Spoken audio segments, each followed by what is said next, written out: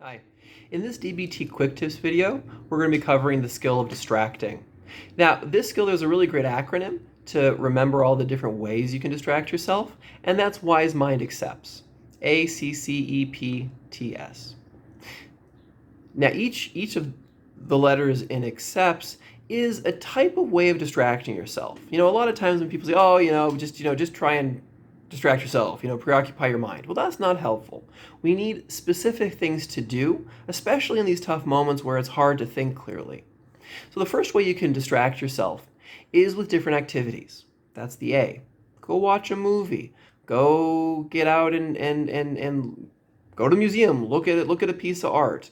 Listen to music. Whatever you can do just to get yourself out of that situation doing something different. That's the key here with the first strategy. The C is to go ahead and start contributing something. Maybe it's a good idea to start volunteering somewhere. Maybe have a pet project that you can, writing articles about saving the rainforest, saving the whales. Make a GoFundMe page, raising money for that homeless guy on the corner. You try and give something back to the community that you find meaningful, you can put your heart into, and you can use as a distraction during those tough moments in life.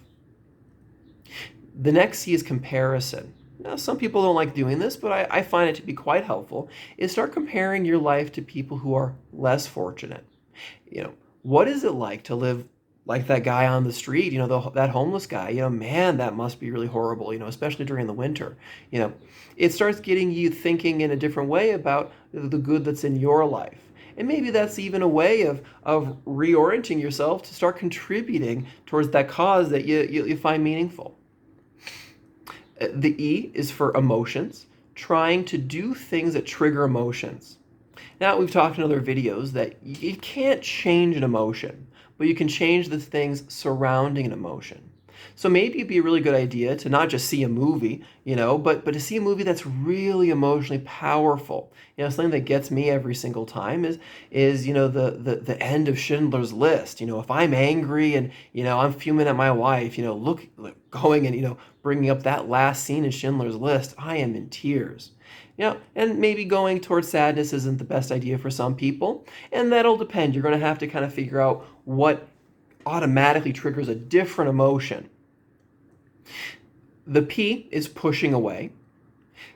Maybe just walking away is enough. Pushing away this moment, leave, stop talking, put your mouth, cover your mouth with your hand. Doing anything I'm not doing this right now. I'm doing something else. Maybe even say, right now I don't have to have this a problem in my life. Denying the problem for a moment. You can't live in denial. That's not what I'm suggesting.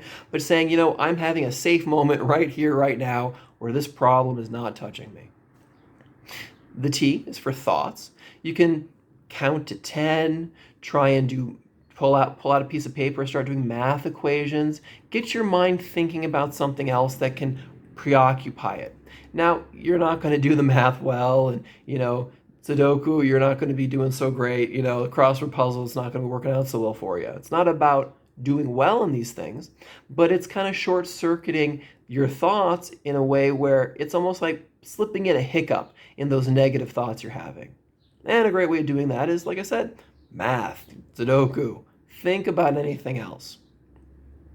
And the last skill here is using sensations. That's the S in accepts. People love looking at beautiful scenery. There's smells we love. There's music we love listening to that moves us. Here we're wanting to tap into our five senses that is improving the moment, even ever so slightly, that might be enough to distract yourself and again get yourself back on track so you don't make things worse, and so you can take that get one step closer living a life worth living. I hope this video was useful. If you like it, go ahead and click on like. If you want to leave me a comment, you can do that in the comment box or check out my website, shoot me an email. I'll see you in the next video.